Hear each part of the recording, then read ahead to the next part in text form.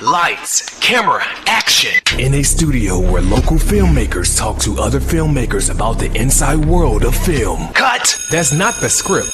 It. We'll fix it in post. Do you wonder how films are produced and what really goes on behind the scenes? Well, stand by. Filmmakers Kevin Munfrey, Victoria V.A. Jones, and Carson Hype Ferguson explain all the details. Right here on It, We Will Fix It in Post podcast.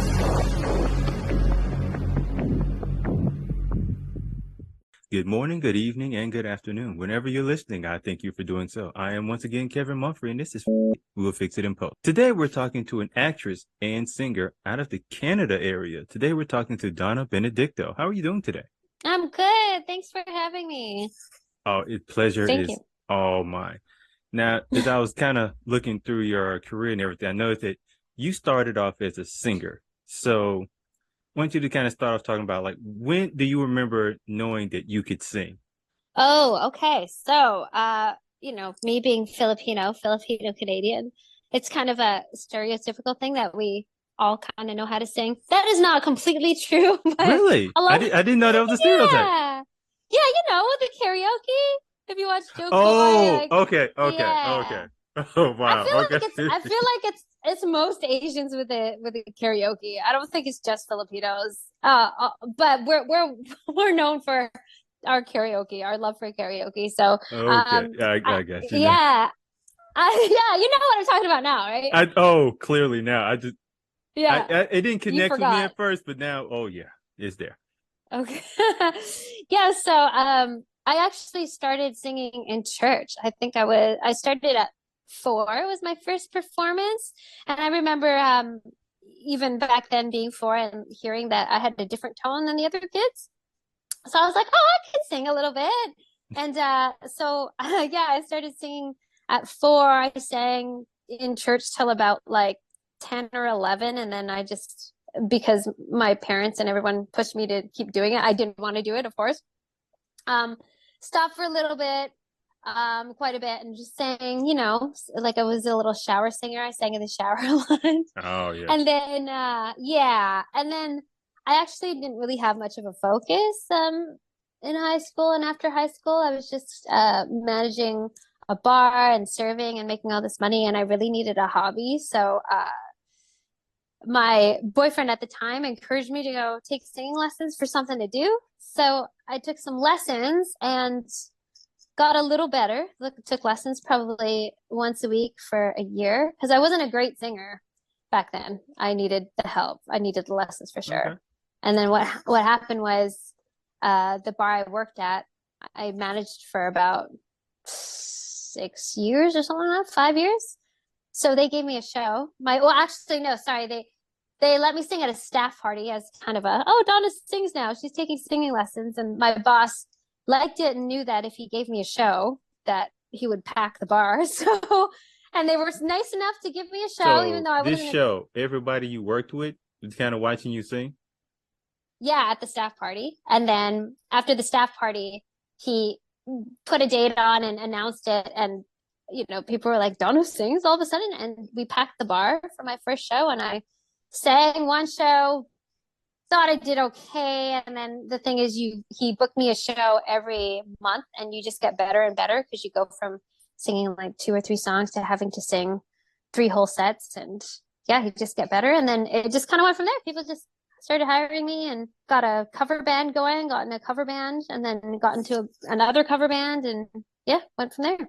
So this staff show, because I'm imagine everybody I worked with watching me do anything would be nerve-wracking. So, like, were you nervous doing that showcase? Oh yeah. When my first couple shows, I was so nervous. Do you know anything about singing? Do you know what vibrato is? Like the shaking of the voice? Oh no. Okay. I've heard of that term, but I don't know what it is. Yes, when someone sings and they hold a note and it shakes, they go, okay. I had unwanted vibrato because I was shaking so much from nerves. Like I was so nervous. I had vibrato when I was talking, like, "Hi, everyone." And I was like, oh my god, it was so bad. I was so nervous.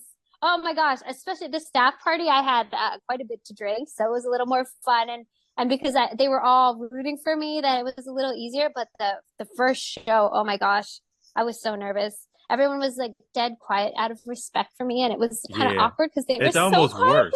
Yeah, it Yeah, is almost worse.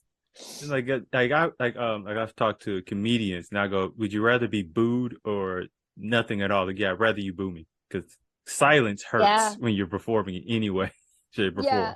Now, Yeah. Oh my God. And that's it. You could how tell did they were you? all nervous for me too. It's like they're rooting for you, but it also makes it almost worse in a sense. I don't know how to, because I think I would rather perform for people that don't know me than people that know me Yeah. my entire life. Yeah. No, I feel you. So now, so you've sung, you've been in cover band. Now, at what point did you go from singing to having an interest in acting? It was when I first got into a cover band. I auditioned for this cover band, and then I had no creative control over what we sang because I could suggest songs that I would like to sing, but the band had a set amount of songs that they knew how to play. And so obviously, so we don't waste those songs, I have to learn those songs. And some of them I really didn't want to sing. Like there's some songs that were not my vibe whatsoever. Like I respect anyone who makes music, but there's nothing that I would enjoy singing. And I had to learn them. And I remember complaining to a friend saying like, oh, I just want to make sure this performance comes off good and people can't tell that I don't like this song and whatever. And he suggested that I take some acting classes. He's like, oh, that might help. I'm like, yeah, you know what? Sure. And then I took my first acting class and was hooked. And then it went from there. The acting coach said, you know, I think you could probably do this.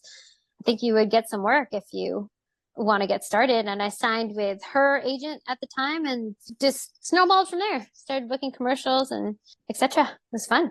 So this first acting class, did you have a kind of perceived notion of what an acting class would be like? No. So acting classes are completely different everywhere. So this was a audition class. So some acting classes that you go to, you act in front of your classmates in person, like with another person as a scene.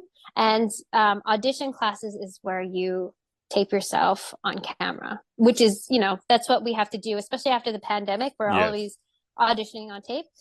So this is when 2013. Yeah. So what we did was we would get scenes to memorize the night before, and then you show up and you just tape yourself. And I had no idea what this was about. Like, really, I just kind of showed up and with my scene memorized, and she's like, yeah, okay, so you just go up and do it. And there's a lot to it that we don't need to get into unless you're interested in learning how to act. But I just pretended it was happening to me and just kind of went for it. And I remember it was a really hard scene too.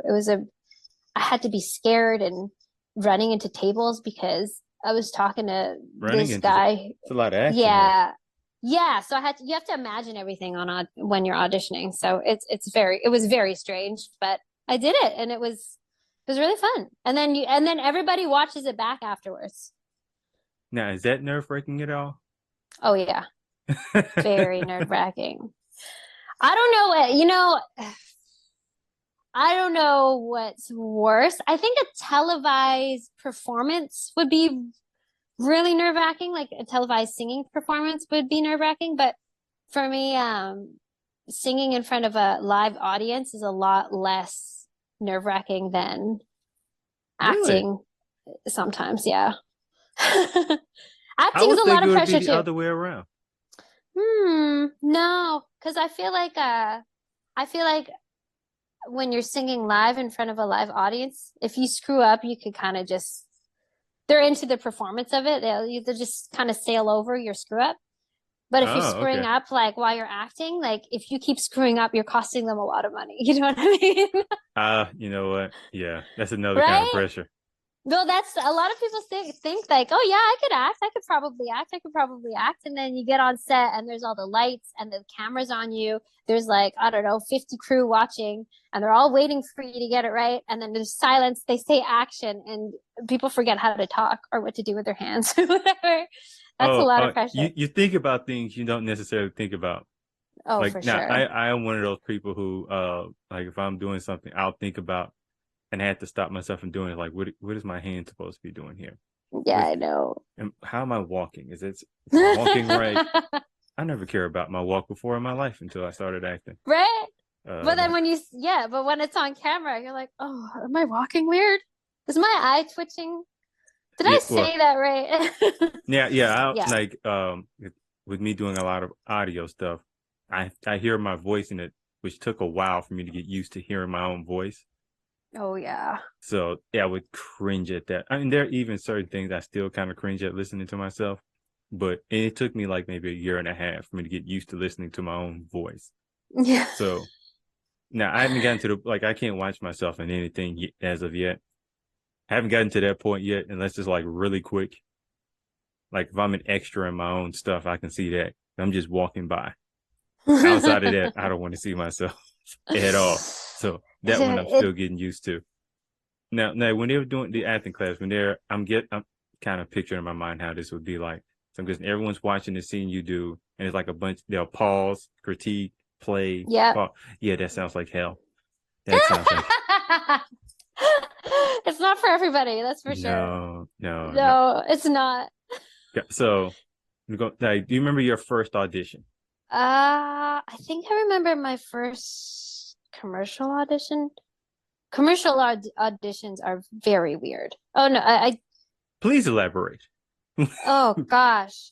Because so commercials are only 30 seconds long, usually Yeah. 30 seconds, 40 seconds long, and pretty sure they're 30 seconds long. So sometimes if you watch commercials now, from now on, you'll see this. They'll be like some people will be doing very strange things. I remember this one, I think it was a car commercial. I'm not sure what car. And when you see the commercial, like, okay, that makes sense. But I basically had to stand there and like pretend there's an orb like floating by. And you have to, make a face. And then they're like, okay, you're interested in the orb. Okay, it's floating to your right now. And now it's lighting up and making you happy. And then you have to, emote in your face like, wow, like, very, very strange things like that in commercials. Or it'll literally be you driving, pretending to drive in a chair with director and producers in there and the casting director in there. And so you're pretending to drive on this chair. And they're like, okay, look in the rear view. And you have to pretend to look in the rear view. Now look back and smile at your children. Okay. And then like there's a deer walking by. You're like, wow, a deer without, saying anything. So commercial auditions are interesting like that. I've had one audition like that. It was very ad-libby. Oh, okay. It's good So when they can let you ad lib. it can be, but this one wasn't one of those cases because it was just Oh. it was for like a local insurance company. And the guy walked up to me and he's like, I'm sorry to say your family has died. And I'm like, wait, what? What am I supposed to do with this? I don't even remember what I did. I was able to kind of stay on the playing field, but my brain that the entire time was like, really? This is where you went with this? You could have said my leg was broke. There were so many other ways you could have. You just made this as horrible Oh, as possible. that's what the guy ad libbed. Oh, yes. Yes. That's the problem. If you are going in with someone who's ad libbing that isn't good at it, and they pull something like that, your chances get kind of thrown out the window. Oh, That that's wasn't your fault. That is exactly what happened. I was like, yeah, I'm not getting this. Yeah. I'm just acting for the next role at this point. I've had similar commercial audition ad lib mess ups like that. Yeah. For sure.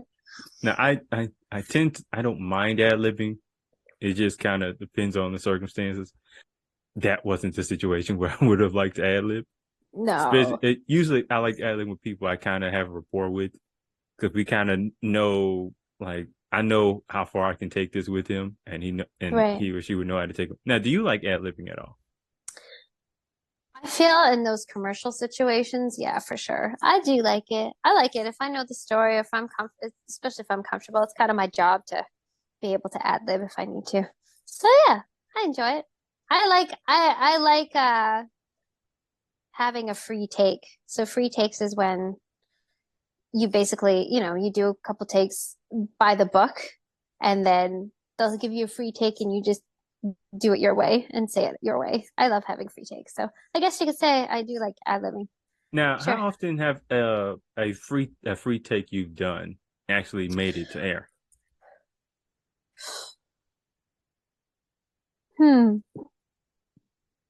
I think a few times, but it's usually like the tail end of a scene. Like if you add a button or something on, like button Yes. up the scene with an extra line or something like that, those have usually made it in. And I actually, I remember I did this one show and I was playing a bartender and it was a pretty long scene. And the director gave me a couple directions and I did the way he directed. And he was so sweet and so impressed with me doing it the way he wanted that he's like, okay, I'm going to give you a free take. And this is why I've always made sure that I had a free take in mind because at the time, I think it was like my second year of acting or first year of acting. He said, okay, free take. And I did the exact same thing. So I was like, shoot, I should have done something different. And I didn't. So yeah, you should always have a free take in your pocket, you know? So that's actually good to know because, Yeah. well, I mean, I didn't know the term was called free take, but I was aware of it because I've been able to do that at least once or twice. Now, as far as like when you doing an audition, like how does you kind of like prepare yourself for an audition? Oh, okay. So I will if there's a script available, I'll read the script. That's a great thing to do. So you know the context of what's going on. Oh yes, Because a lot of the time the character description is really vague. And when it's vague, I just kind of put my own spin on it. And I'll just read the sides over and over and over again until I kind of feel it in my body. And then I start memorizing. Like I'll be pretty memorized by then. And then kind of block it out in my mind. This is all the night before. And the day of shooting the audition, I'll just go over it over and over again. Have you used Line Learner? That's like the uh, best app. I heard about that app, It's a but really good app. okay, Throw it yeah, on because Line it's Learner. because Yeah, if it's I a was doing the old fashioned way. It oh right. it it works for commercial stuff, but with stuff with like long monologues, which scared me to death. That that usually has to take a while. Well, yeah, if there's big dialogue, I'll throw it on Line Learner because you could record your lines and the other person's lines in there and time it out and stuff. And I'll just kind of play it while I'm doing the dishes or doing whatever or getting ready and just play it over and over and over again, just so you don't screw up. I mean, because back in the day before the pandemic, you had to know your stuff in person in the room. So that's what I would do. Now, I do it for tips too. how often now do you now is most of your auditions self tape or do you are you Mhm. still in the room with the director or whoever? No, unfortunately, I had a callback, an in-person callback last year, one. But besides that, no, I really miss the room. I really love being in the room with the director and casting directors. And I know the directors and the casting directors I know now do miss the room as well. Because that's how you can get a sense of who you're going to work with, right? Like you get a sense of Yeah. someone's personality when they walk in the room and their energy and whatnot. So now that we tape everything, you just have to really try and show yourself in the character and in the slate a little bit, I think. Do you feel it's a little more convenient to self tape or could it be a bit of a hindrance? To be honest, I feel like I like a mix of both, but I feel like especially when I first started acting, it's really good for new actors to be in the room. I think I won a lot of people over by just being myself in the room and being kind and having fun in there. So people are like, hey, you know what? If they can pick between two actors that are the same level of acting that do about the same level of a rate of audition, if they both did a 10 of performance, if one of them's fun and Oh, yeah. funny and one of them's kind of like intense and like into their character, they could be like, you know what, let's have the fun person on set. Or it could go the other way. It's like maybe that person doesn't seem serious enough, like we want the intense person. I feel like you get more of a chance in the room, personally. I actually agree with you because when I first started doing self-tape, I'm an introvert, so I somewhat get nervous in rooms with crowds of people. So I was like, oh, this is Yeah. great. Now Yeah. it became a thing where it's like I auditioned more. I had more auditions. It's a little more exciting to audition when you're having to be in front of a director, in front of like I had one actually my very first audition. It was basically everybody who was auditioning in a circle. And Oh. me and this one actress I knew that we all knew she was getting picked. And we would just kind of go off of her, which it felt like a wrestling match of sorts because we're having an argument. Oh my gosh, you know what? I remember that. I had something, not an argument, but I remember being in the room with like I think five girls, and you just had to tell them about your personality. And I was really shy back then. And this was before I had an agent too. I Oh, think I this sounds was, like a nightmare for me. yeah, it was very weird. And I didn't know what I was doing. I was like, we just start talking about stuff. Okay. Yeah, that can happen too when you're So new. you had to sit there and talk about yourself? Yeah, you have to be like, hey, hi, well, this is what I like to do for hobbies. Because they're trying to buy your energy, Yeah. you Oh, know? that is. That's what they're selling is you're I can selling your talk about energy. other people, but talking about myself is rather. It just feels odd. Really? Yeah. Like as soon as people ask me, I mean, especially when I was doing the school, that's terrifying me. It's just talk about yourself for 5 minutes. 5 minutes felt like an hour Yeah, to some me, people really like talking about themselves, so which I am not one of those people. I don't like writing about me, talking about me, anything. Like, even doing a resume is a nightmare for me. So like, I don't want to I'll just be too much in my head. Like, don't overdo it. Don't underdo it. that's And not a fun place to be. no, it's not. No. It's not. But but that's mostly what I would do at a self tape because I can look at it, then I like I can do it over. So it'll be almost I probably won't send the tape until like right at that last minute because I've just been redoing it, doing it, redoing it, doing it. Whereas if I'm doing it live, I'm usually more focused because I'm terrified around all these people. Yeah. And it's a little more energy. So if it's a scene that causes a lot of energy, it's a lot easier for me to project any anger or anything that's high intense because I'm just taking my nervous energy and I'm just shooting it into whatever this is. And I think that's so useful though, because that's what it's kind of going to be like on set. You're going to be in front of a lot of people. You're going to have a camera right down your face. And sometimes on set, if like, depending on who you're working with, if they don't want to act with you for your coverage, maybe they leave and you're acting with a stand-in or something, like Yes. you really never know. I think it's unfortunate for new actors that don't get that experience because you have to learn how to work with those nerves because yeah, you could kill it on a self tape, but because you get to do it over and over and over again, but then you get to set and you have like three takes before Yeah. it starts costing a lot of money. Yeah. And people start getting, irritated with you or whatnot. So yeah, I do think it's very valuable that people get some experience in the room just to work with those nerves, just to know what it's like. Because Now, everyone thinks they could do it until you get yeah, on set and there's all that pressure, right? So, there's the difference between the little camera and the big camera. They oh told yeah. me. And And then so, sometimes there's three of them, sometimes there's two of them. Like, and then like yeah. I made the mistake of asking one of the cameramen how much would this camera run you? And it was like, yeah, it's probably like $50,000. I was like, I shouldn't have asked. Yeah. So now every time I see a heavy camera, I'm just like, that's two of my cars. Oh yeah. It's probably a bus They're recording right very now. they're very expensive.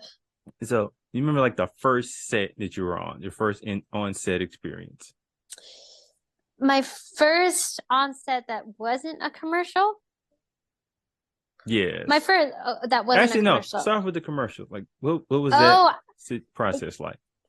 it was great. I didn't have a talking role, which I was so thankful because everything I just talked to you Yeah. about how like, yeah, you could act in the room. Like I auditioned quite a bit back then. Like my first year, I was auditioning for commercials a lot. This was maybe my 10th or 11th commercial that I booked it. I remember I booked it pretty early in my career. And I was thinking like, oh my gosh, it's gonna be so much fun. And so talk about anxiety. You get on set and it was a party scene. So there's all these extras, plus the Uh, crew, plus the camera. And all I had to do literally was kind of be talking with this girl, like pretend talking, and then looking at this guy and looking him up and down, like, ugh, what are you doing in my brain? Like I didn't have to say anything. And because the the commercial is 30 seconds, they are so picky. They make you do take after take after take because they need a lot to choose from. But talk about pressure. I was so nervous just to do that, and I wasn't even saying anything.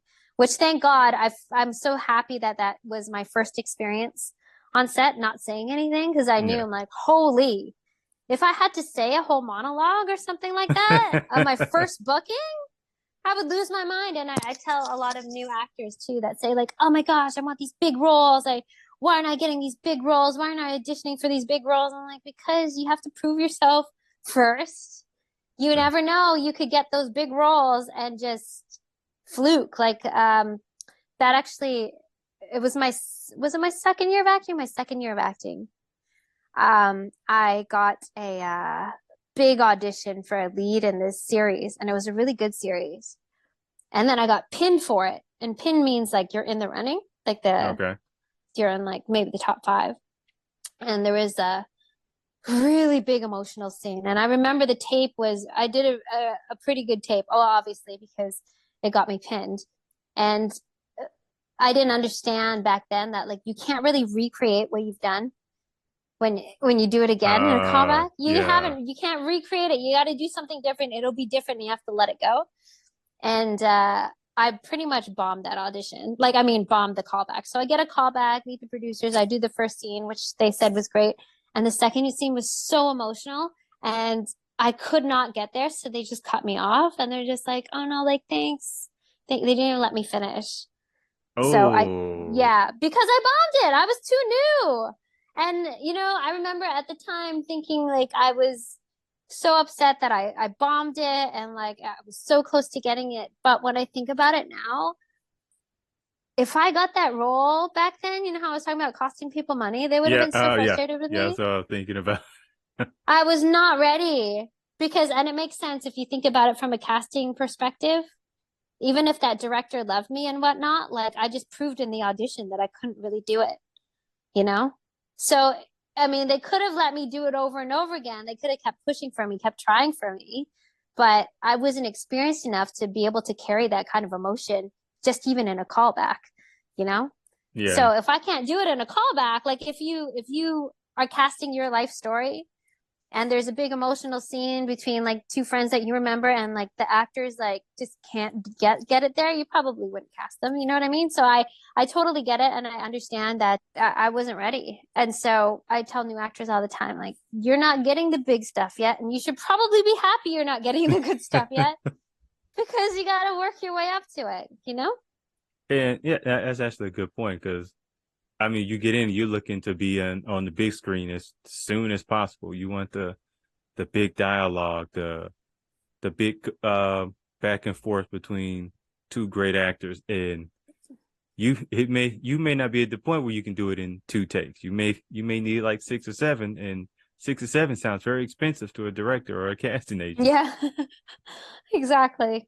Some people don't, some films don't have that kind of budget. Some do, but some don't. And maybe some people are naturals at it, and you never know how the life story is going to go. But I do tell new actors, like, be patient. You gotta get on set and get your confidence up, knowing you could do 3 or 4 lines with ease and whatnot, because you get under that pressure and you can't follow through, and it could be a horrible experience if people are being mad at you and whatever. And it It can would be quite suck. overwhelming. Oh, completely. Like, I just imagine if I got that big role, if I didn't screw up that callback, I could just imagine how it would be like on set. I would be peeing my pants before every scene with that kind of dialogue. And it was like sci-fi dialogue too. Like, I was not ready. Yeah. A blessing in disguise, I guess, So for the show. yeah, because and I me. was thinking like if you had gotten that role and gotten on set and bummed, do you think you'd even be acting now? That's the thing. You never know. And you never know with shows too. If you're not doing a good enough job, they could just fire and replace you. Sometimes they have to. They've done it before. So Oh yeah, like soap operas. See people just yeah. magically disappear, and this They this get like role they is book now being something played bigger. by. Yeah, exactly. So you never know. I have no idea. I would like to think that if I got it, I would just have gotten an acting coach and really worked really hard to do it. It would probably just taken more time than it would if I got it now, you know? Yeah. So you're doing commercials. So what was that first project that wasn't a commercial? It was called Almost Human.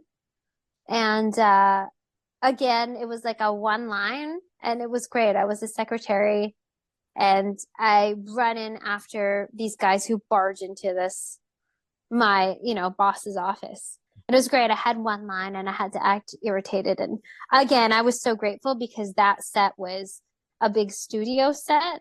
So that was like in a studio set, they build in a studio, they build all these different types of sets. And I was like so intimidated because they were so cool looking and it was all futuristic and there was a lab and I was in a really nice trailer. It was my first trailer experience. I'm like, oh my gosh. You had your own trailer. Yeah. Well, they kind of divvy up the trailers. It was part of a trailer. That makes sense? Oh yeah. Yeah. I can't remember. For the sake of this, we're gonna say your own trailer. Yeah, sure. Because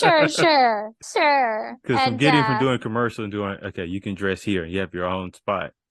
Yeah, you have your own spot, and it had like a recliner and a little fireplace. It was for a small role. I'm imagining you took like a lot of pictures of this. Oh, I did. Back then, 2013, I put it on the Instagram. Me and the recliners, like, I could get used to this. So, like, it wasn't something I would normally do. That the one time I was really taking photos, I wasn't on a trailer, but it was like the on-set food. Oh my goodness. Yeah. So everyone who has followed me on Instagram, I've been known for posting my on-set food. Because I was so overwhelmed. Oh my God, I love food so much. And when I first got onto set and seeing like crafty and catering, so the crafty that has the food available for you at all times, and like before the pandemic, they just laid it out. There's protein bars and chips and donuts and crackers and sandwiches and veggies and like Costco snacks. They all had it laid out, and the bigger shows had like a lot of food. And then there's the catering who serves the hot food. And you get breakfast. And then I didn't get the breakfast, but oh man, the breakfast and then the lunch, like the dinner lunches, the higher budget shows would have, oh my gosh, what show was that? I can't remember now. Was it Supernatural? Supernatural's catering was insane. They had a table of desserts. They had a table of salads. They had a table for like shakes. Same with all the bigger budget shows had insane catering, and I would eat so much. I would eat and eat and eat and eat. I still do. So I was next to like on the show Nashville, and again, I remember they had all the snacks and everything. I was like, okay, I thought that was it. So I'm like, cool, I can just eat these little Tootsie Rolls and drinks over there. And they're like, oh yeah, we're gonna have lunch, and I saw they had this like chicken breast. And they put asparagus in it. And I was like, you don't eat this. You take pictures of it. Like, this is art. Like, and you couldn't even taste the asparagus. Oh, man. Like, I hugged the chef. Oh, right? Did you? I did, because I've never ate like that before. Oh, my goodness. If I'm on set for more than a few days, well, I know quite a few handful of caterers in Vancouver, New York. But because they know I like food, they'll like set aside. They really show out. Yeah, they show out. They really show out. And if you get on set for some of the show's last days, like I had a couple days on this one show, but my days were at the end of their days. They had steak and lobster for their lunch. Lord have mercy. Like so good. And I knew the caterers and the caterers knew me. And I got cut before lunch happened. And luckily it was shooting kind of by in Vancouver where I was. And I was like, I got cut for lunch. She's like, Donna, come back. Bring a container and come back. I'm like, okay. And I came back and I got my lobster and steak. I was so happy. Oh, Yeah, the food is the best part. Well, no, I mean performing is the best I don't know. part and I everything, but understand. it's I just understand. I it's like completely a understand. nice addition. It's like until you've experienced it, people don't really understand. Like this is fancy eating. Like you only eat like that if you're on a date, and even then, Yeah. you're probably not getting food like that. Well, it depends on the budget, but yes, mostly.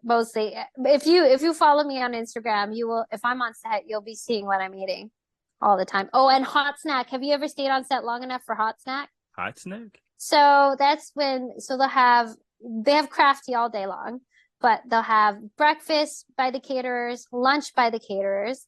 And if you're going late, well, they always do this, there's hot snack. So that's like, it's a hot snack between lunch and like wrap time, Okay. just so you have something hot. And oh my gosh, some of the hot snacks I've had, I was on this really big budget show and they barely used me for anything. So I was sitting around a lot just eating. And their hot snack, I had how many days? I had 3 days on that. One hot snack day was a poutine bar. They rolled around with a cart. This is before the pandemic, obviously. They rolled around with this cart where they made this poutine, and there was poutine toppings. They had the cheese curds, the pork, there was bacon, and they would make it for you and like pour the hot gravy on it and give it to you. Oh my God. This other hot snack on the same show, they had, those Chinese buns, those shopao buns? Yeah, What are they called? The steam buns. They had a steam bun cart with like chicken, pork, minced beef or whatever. It was crazy. And then sometimes they'll have like tacos. The set I just wrapped on, we had taquitos for hot snack. Just eat all day. And then also what they did have too before hot snack was as the night goes by, if people need like a little sugar rush because they're like, late days. Yeah. There used to be a candy tray.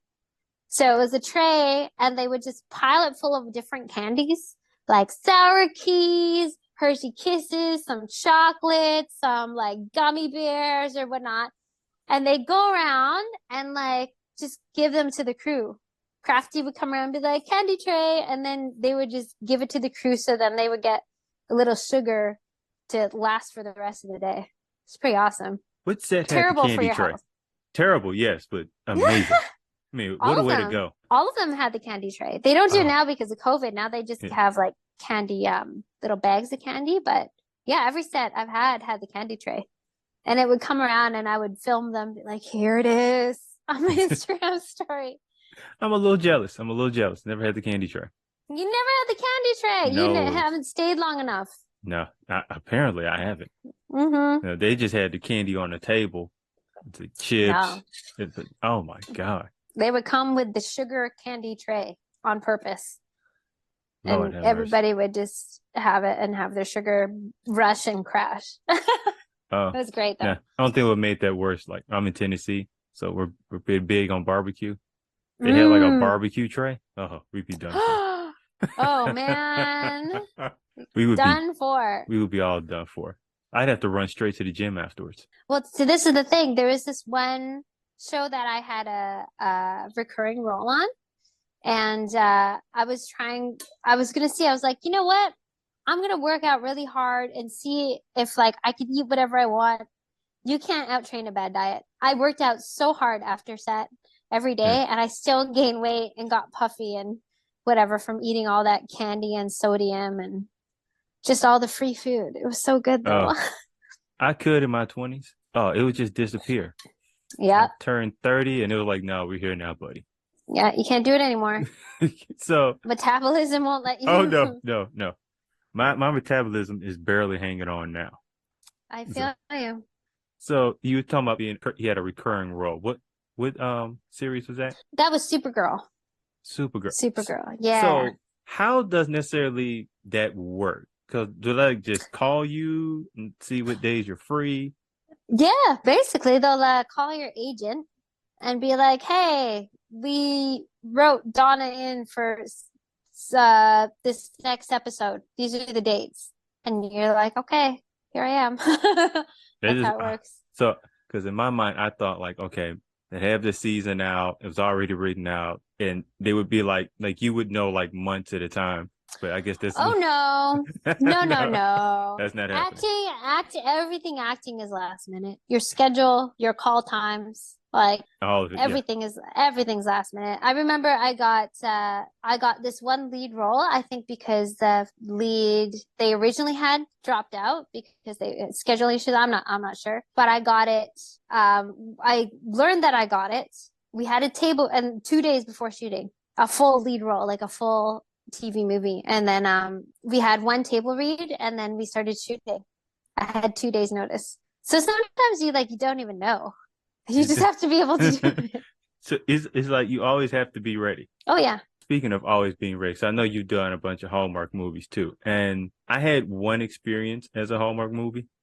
And experience I was an extra, obviously, but so in my experience, we was waiting for maybe 4 hours. And then they're like, everybody's ready. And I'm like, oh, okay. So they said, look, when you get up here, you're just gonna walk to the hall and then walk back. So I'm thinking, okay, they're gonna set up, get ready. We're gonna do a run maybe 1 or 2 times, then shoot. I get up there, action. Okay. I gotta go now.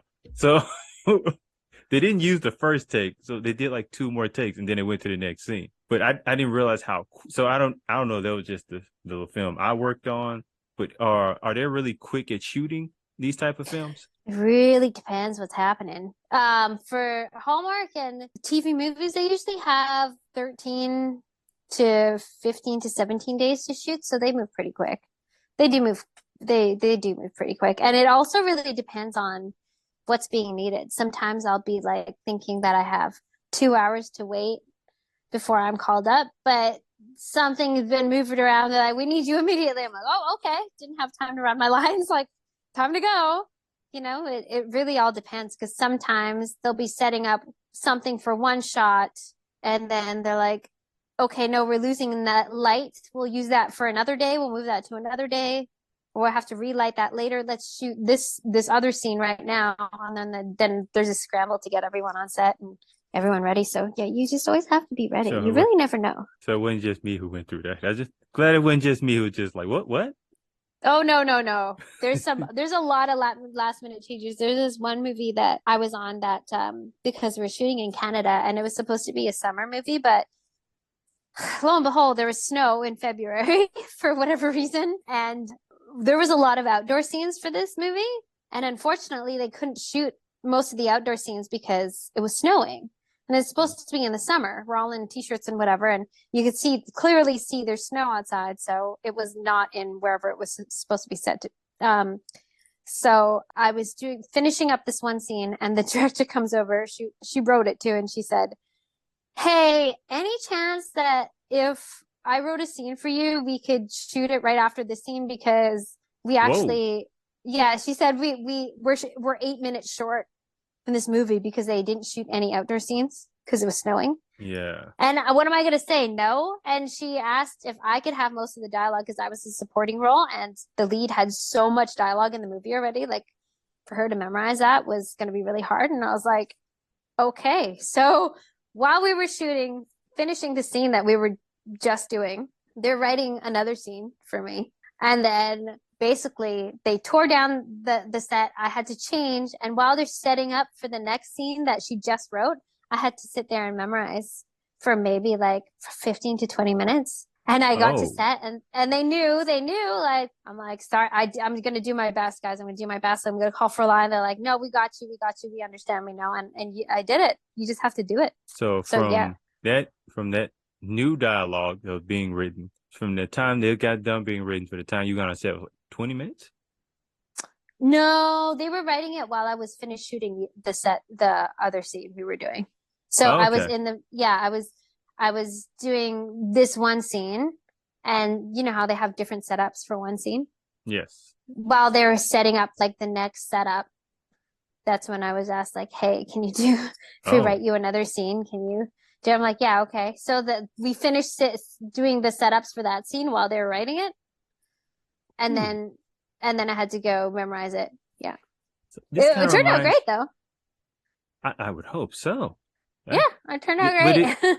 what it reminds me of, and I don't know if they have this in Canada. It's called a 48-hour film festival, where you have to like you Shoot and then edit. Oh yeah, we have that shoot, 48 hours here. yeah, and all got to be done in like 2 days, like Mm-hmm. a weekend, Yep. which can be fun and horrifying at the same time. But it's kind of how I got my start out acting in these 48-hour film festivals. But when you're done, like you almost need like the Monday and Tuesday afterwards to To rest. recover. Oh yeah. Yes, yes, that's what that reminds me of. So I guess something like that would be kind of a good jump start into how things you could deal with in this industry can be like. Oh yeah, totally. It's kind of don't get into the film industry if you're looking for stability, really. Unless like, I mean, especially as an I hate how actor, right you are. you can't be expecting it. You may live the life of your dreams, but you're not going to be knowing what your schedule is really ever. So how do you like time management wise? How do you kind of set aside time for yourself?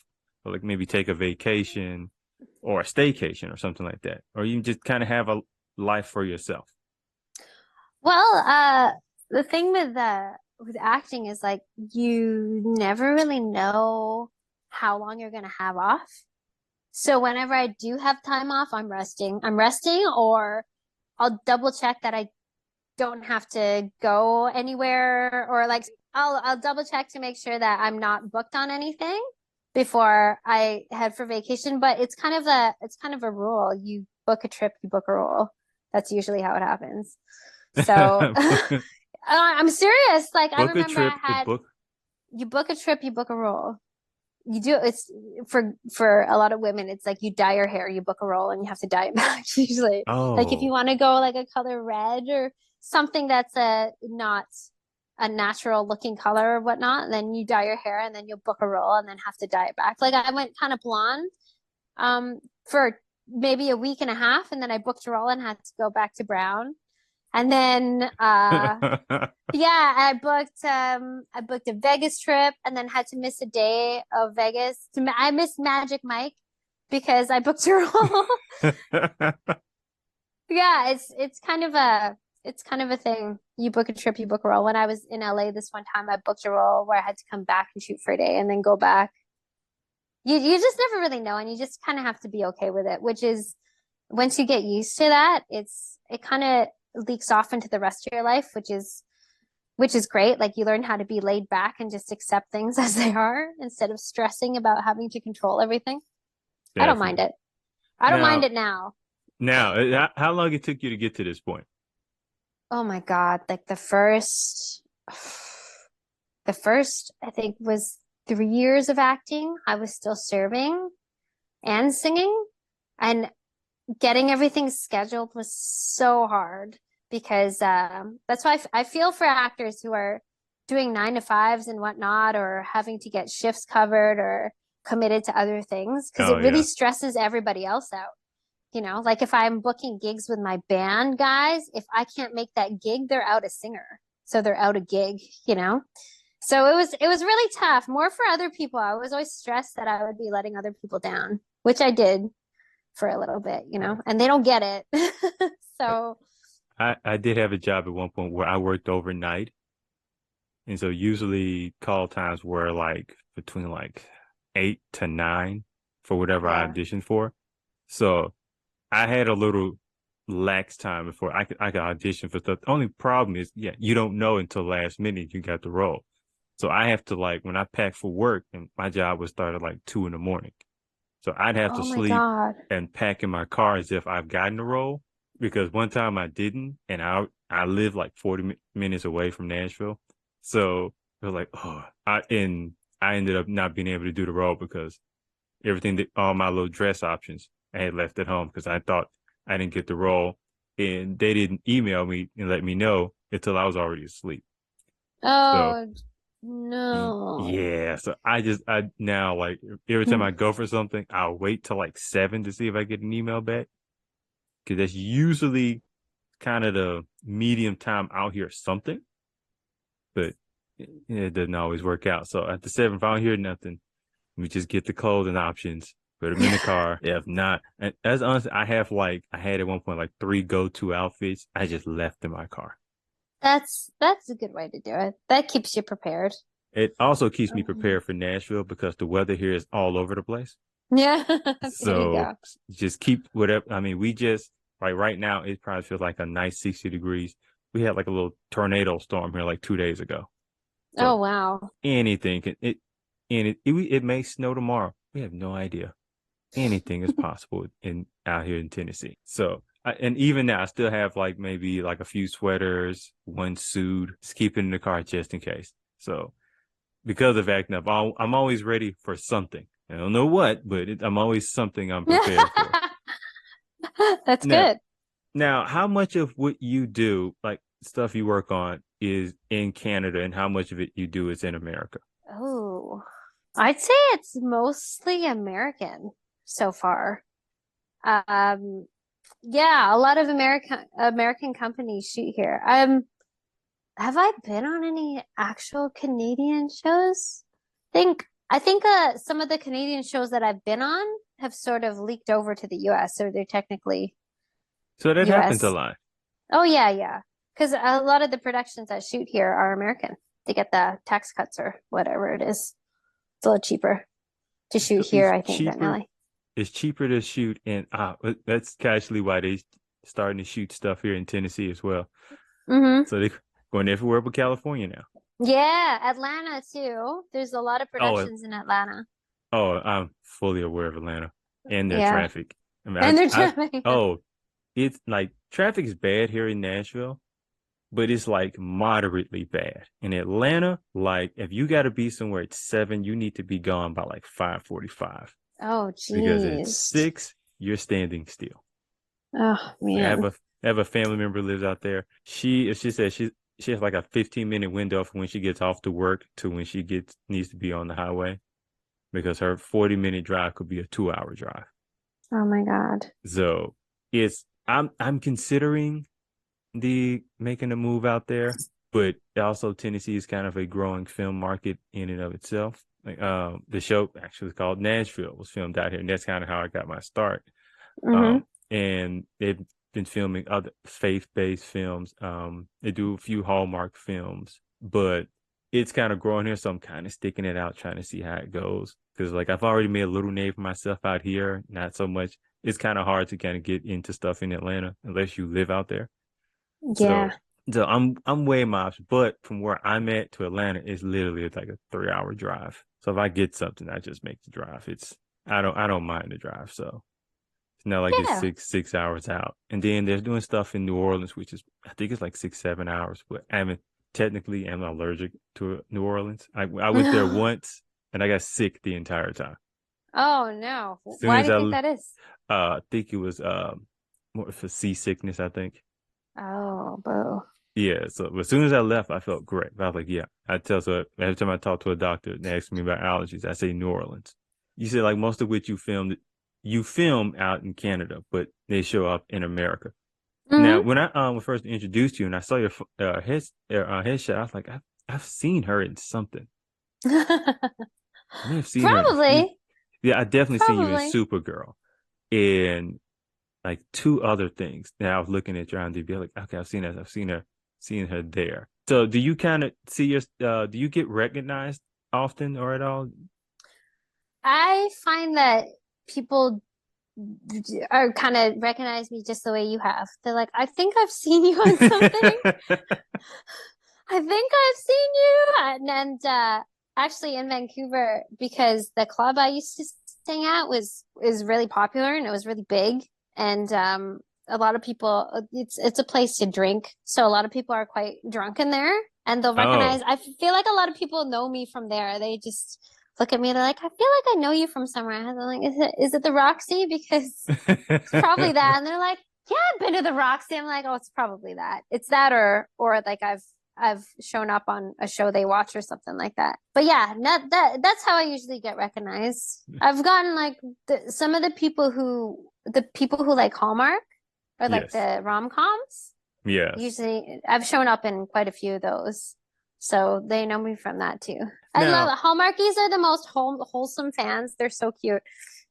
Now what do you like about doing Hallmark films? I like how they're just so sweet. They're really sweet.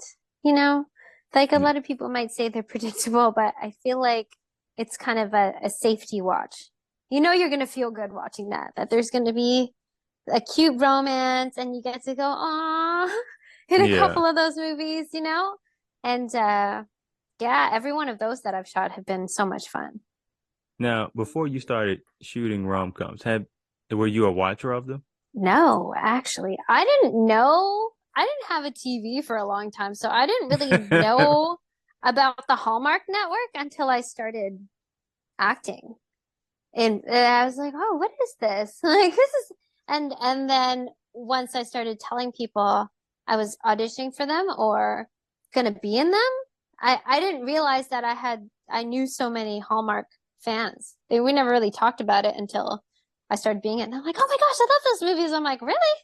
So yeah, I didn't really know about the networks that are Lifetime. Like I think I remember maybe watching some when I was a kid when my parents had TV, So but yeah, for me it was like the Lifetime movies, and it would be like what my mother watched. And for guys, we would say, "Oh, if your lady or your parents watching a Lifetime movie, it's time for you to leave the room." yeah, Because she's gonna be mad at you about something. she's Whoever's gonna be in this mad. film, yeah. So my mother's watching a Lifetime movie. Yeah, it's time for me to go outside and find something else to do. Yeah, because the guys are always up to no good. The Yeah. the one I led a Hallmark movie where literally everything that could happen to my character happened. I'm serious. My best friend cut the brakes on my car because she was obsessed with my family and wanted my family. And so I was in a coma and she was sleeping with my husband. They were having an affair while I was in a coma. And then I had to rehabilitate from the coma and learn how to walk again. And then when I learned how to walk again, she was right in there with my family. And then she tried to kill me and then like lit my house on fire. Wait, this is a Hallmark movie? This is a Lifetime movie. Okay. This makes more sense. I was like, ooh, Lord. I know, Lifetime movie, everything happens. Yeah, I was like, and then this must be Hallmark Plus. I didn't know. Yeah, no, and then she tried to kill my mom, and then my mom was in the hospital, and then she shot my husband, and then I find out she's seeing my husband, and then she drugged me, and then we fought on the beach. She kidnapped my kid. It was crazy. The tweets, you know how sometimes there'll be live tweets when there's a Hallmark or a Lifetime airing. The live tweets for that Hallmark was, "Damn, this hospital better be giving this family a family discount. Everybody's in there." I was in the hospital. My mom's in the hospital. Oh, it's so funny. So when you read that script, yeah, like, so when you first read, were you thinking, "Oh, this is exciting," or is this based on a true story? What is going on here? Like, truth is stranger than fiction. I wouldn't be surprised if it was based on a true story, but I don't think it was. But that was actually, you know how I was saying that I got a movie 2 days before we were shooting? That was the one that I got 2 days. So I didn't really have time to process it. I had to just start memorizing immediately. So you're just on set like, so what's going to happen to me now? No, luckily I took the time to read it over and over and over again. So it was great. Oh, out of everything you had to go to for 2 days, that one? That's the one, I know. But it gave me a lot of confidence because we pulled it off. So it was good. It was fun. After pulling off something like that, which, my God, it almost like kind of, you said it kind of gave you a bit of confidence. So it almost felt like you could do almost any kind of role now. I would like to think so. Yeah, sure. I would like to think so.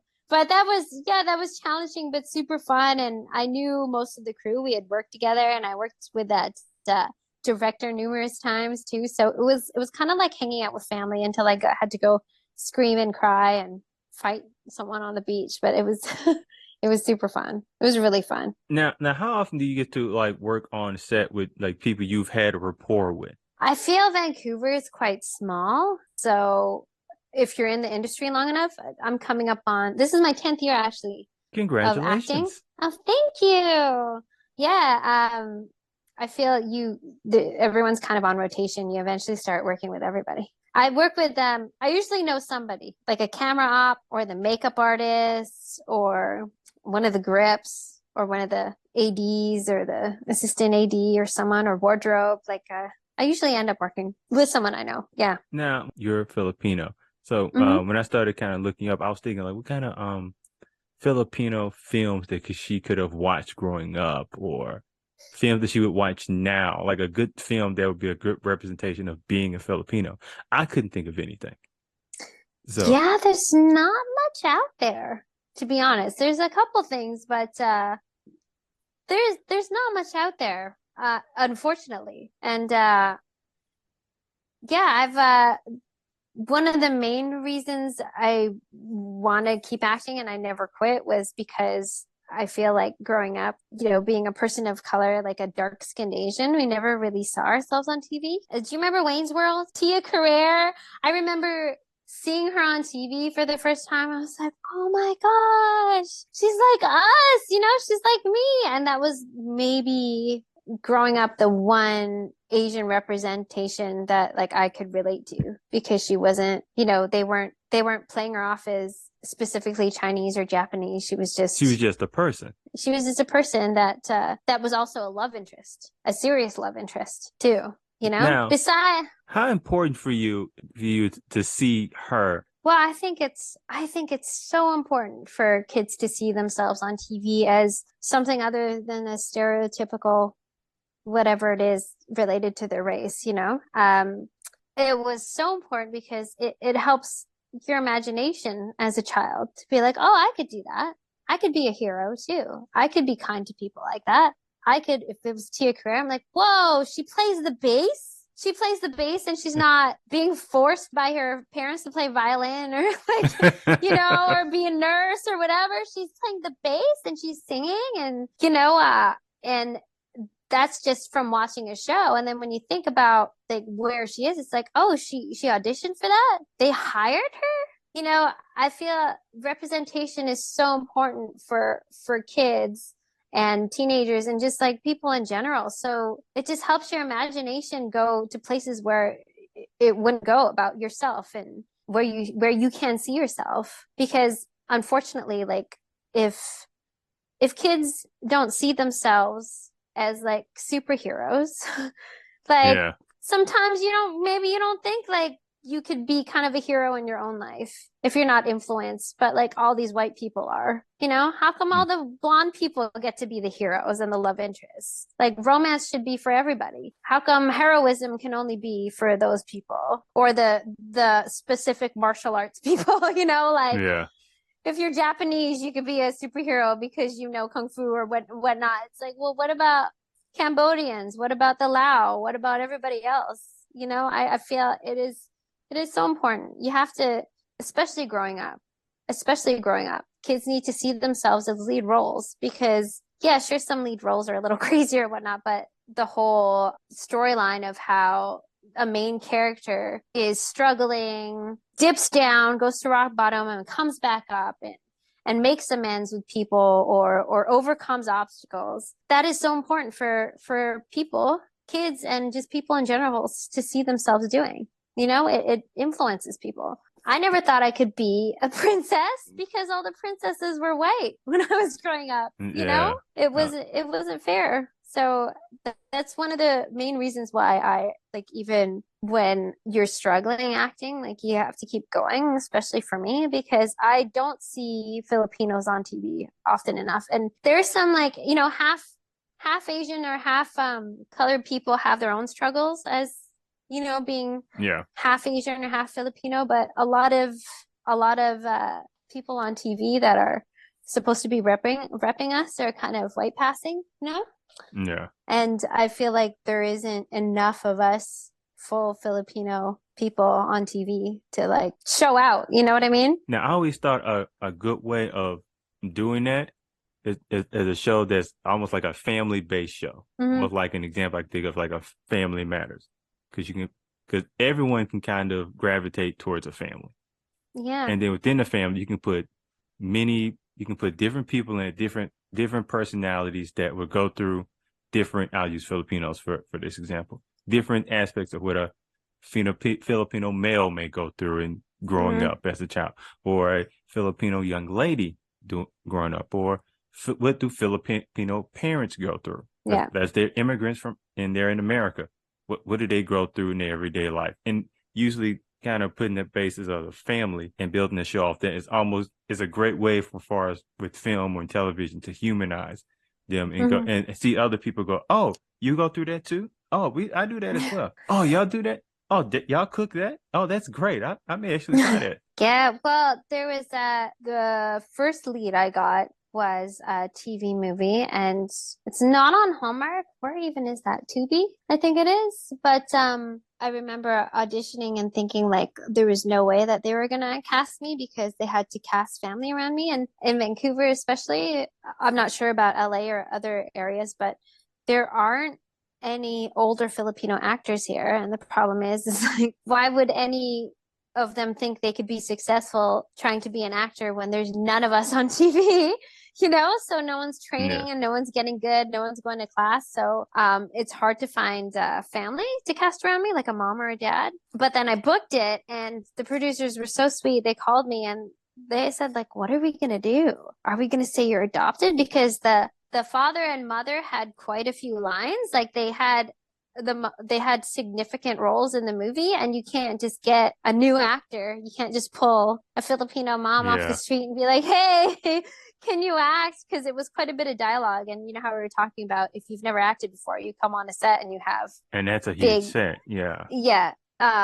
So what we did was we agreed. I was just like, just put a family together and we won't acknowledge that I'm Filipino or anybody's anything. And we'll just say we're a family. We're an American family. And so my sister was half Japanese, half Italian. My dad was Spanish and my mom was Japanese. And it worked. Like we were just a family. And that's what sometimes you just have to do.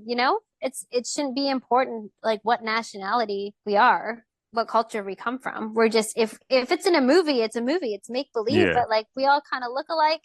Not even look alike, but like, hey, we're a family. Look like you could be a family. Yeah. So I think that's progressive in its own way. I thought that was great. You brought up too, because I was going to ask you, like, with all these different streaming services, like Netflix, Tubi, HBO, do you see a bit of change in that they're more opening to it? Oh yeah, definitely. It's changing slowly. It is. It's unfortunately always slow. It's always slow, but it is, I hope I see it in my lifetime where you can turn on a network and the variety will be there, that there'll be all kinds of people in like the trailers and whatnot. It's getting there, but I hope it happens in my lifetime, that it doesn't really matter, but we still got to work up to it. Have you thought about writing something yourself that would kind of talk about that? I'm not that great of a writer though, so I write with people for sure. But yeah, it's definitely been on my mind to write some projects in. But then there's the other aspect of it too, where people of color who don't think who've never thought they had a chance in acting, like they got to train, you got to get good, you got to go to class, because we could write like amazing stories for us, and if you're not a great actor, we can't use you. So I know there's a lot of good talent out there, but like if anyone's listening that is a person of color that wants to get into acting, like just make sure you get really good, keep training. But if I wrote a story for Filipinos and tried to shoot it in Vancouver, it would be interesting casting. It would depend on the age. There's a good younger generation of us coming up for sure. But the fact that you brought up that there's not a lot of older people who seen themselves, so they never even thought about acting. So when you got into acting, how did your family take it? I kind of broke them in with the singing, because of course they wanted me to they would rather me have been a doctor or whatever when I first started. Yeah. But my parents knew, they could tell I wasn't a studious student. I was I was off like socializing. It was just not important to me. School's You were not just important to there. me. Oh yeah. I was barely there. I was skipping all the time. So my parents were just like hoping I focused on something, and I did so many years of serving and I was making decent money serving and as you do. But once I started singing, they just saw how passionate I was about it and were actually quite surprised. I was kind of surprised that they were so supportive, but they did support me. They did. They're like, "Oh yeah, great." But as long as I had another job, and then when I started acting, like they were supportive, but I didn't think that they would be as supportive as they were. I mean, I know I know the talks of it, like, my mom's friends would always be like, "Donna, why is she's acting now because she's young? What happens when she's older?" Like, but it is what it is. You get the support in your Yeah. face anyway. In your face. Okay. Yeah. So when they see, because I mean, there's one thing to say, okay, I'm going to be an actress now. Then they're like, oh wait, I'm seeing my child on very popular TV shows. So like, what has been the response when they've seen you on these movies and TV shows? Oh yeah, they're so proud. They're so proud now. For sure. They're very proud. So you get any new cousins? New cousins, not yet. Because usually when you're on Not yet. TV, hey cousin, I Hey, knew I saw cousin. you somewhere. Hey cousin. Not yet. I have a lot of cousins to begin with, so I'm good. So Yeah, no new ones. I would tell the family now, know when you have another family reunion. So look, I ain't gonna have no more cousins. And when nobody else coming up talking about they my cousin. Oh, I went to high school with your mama. Nah, the ones I know, this is it. This is who it is. Don't nobody I'll new make a pop note. up. I'll be like, Kevin told me this. Kevin told me to tell you. By all means, hey, if you gotta add my name in. They can be I'm mad at adding me. your name. I'm adding your name for It's sure. perfectly fine because I've told that to my family too. I want no more cousins. Mm-mm. Sweet. Hey, cousin. Nope. No. Not No. my cousin. Yeah. Now, as we wrap this up, I have this little thing I wanted to do, and I Okay. call it Donna's favorites. So I'm just going to Ooh. ask you like a little few questions, and you just tell me like what's your favorite version of it. Or Okay. so Sure. first, what's your favorite genre to act in? I think right now, just because I only got a taste of it and I want to do more, I think like horror, What is with thriller women? horror. What is with women in horror? I don't know. I like I love the screaming and it's super fun. I really like acting in that stuff. I got to do one so far. I got to die. Oh, I don't want to give it away because it hasn't come out Yeah. yet, but I was in one and it was so much fun. I Every got pretty woman bloody in that one. actress I know loves doing horror. Really? I That and wouldn't. comedy. That and comedy. I Either love one. comedy myself. Yeah. Horror, I don't like watching horror. I don't want to be in it. Like I me, don't like watching it either, but I to don't want to act in pay it money is, for people to scare me. I feel you. I don't either. I don't like watching them either, to be honest. But I like acting in them. Now, next one. Who's your favorite actor? Favorite? Oh, there's so many. I have Yeah. to pick one. I don't know. You can pick up to 5. Okay. Well, Meryl Streep, obviously, because she's like the goat. Yeah, absolutely. Um, who was in X-Files? What's her name again? Oh my God. Why can't I think right now? I've just been put on the spot. The one who plays Scully? The one who plays Scully. I know who you're talking about. I don't remember her name either. X-Files felt too Gillian close Anderson? Is it Gillian Anderson? That sounds right. I'm not sure. She's so good. I've seen her in like I can't remember the last thing I saw her in, but I just remember watching her just like, oh my God. Yep, She Gillian is Anderson. You're right. incredible. Right? It is Gillian Anderson. Yes. And my new obsession, Zendaya. Oh my God, she's so good. I love watching her. I love watching her. I like watching Kate Winslet too. Oh, And who else? Yeah. Who else do I like watching? I like watching so many. I can't pick a favorite. Those so are you maybe almost like you like to pick some kind of pick something out of all these actors that you kind of like.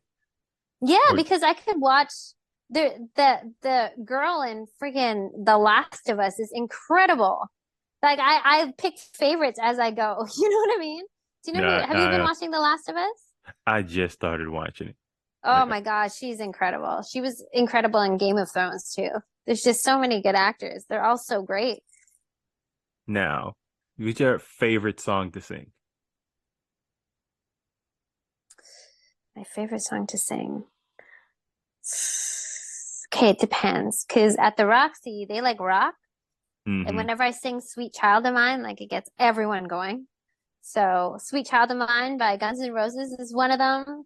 I also like singing We Found Love by Rihanna. That's one of my favorites Oh to yeah. sing. Also,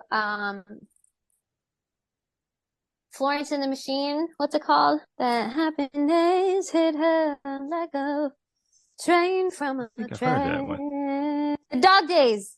Dog. Dog Days Are Over. That's a good one to sing. What else is a fun? What else? Oh, obviously Whitney. What am I thinking? Whitney Houston, I Want to Dance with Somebody. That's my Oh. top. What am I thinking? That is the top. That is my number one. So when I look at cover songs, I Mhm. tend not to look at people that sing Whitney because it's Whitney and Michael and Mariah. Those are my three. I just don't look because it's either Oh, when I go through that YouTube and look at them, it's either really good or oh my God, why did you post this?